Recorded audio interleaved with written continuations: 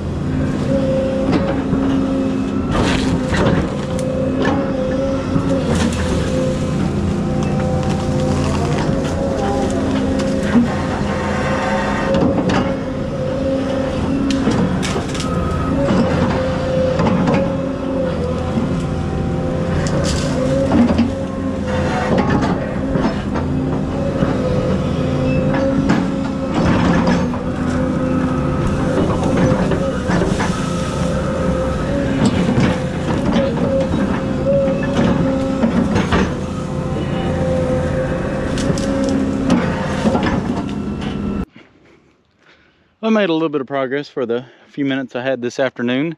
That really opens that up and gets rid of all those scrubby trees right here along the edge, so it kind of exposes those big white oaks.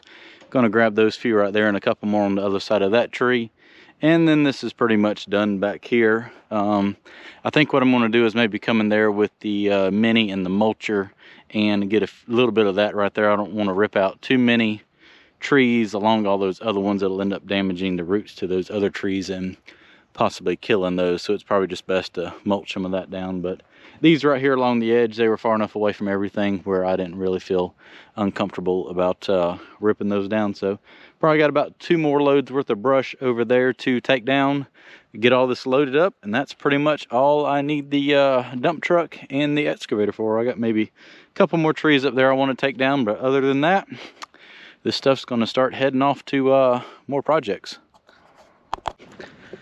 Got a little bit of free time this afternoon. I'm going to fire old Betty up and push up the burn pile here. I got 6 or 7 dump truck loads of brush that I cleaned up the other day when I hauled it over here with the off-road truck, and I got maybe 4 or 5 more loads over there I'm going to load up, bring over here, and push that up into the burn pile while I still have the off-road truck here, and finish up my clearing. That way all that equipment can head out of here and go to some more projects.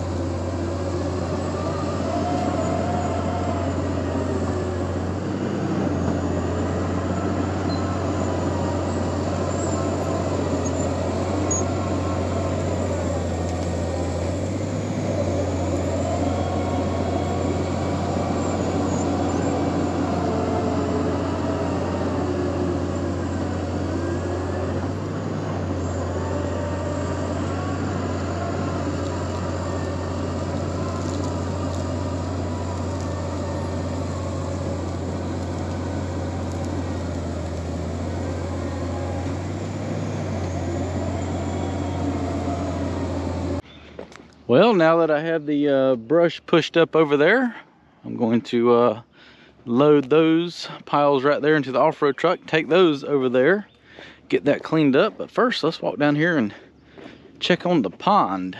So I threw a little 1.5-inch pipe in my upper pond over the overflow, just a little piece of flex pipe.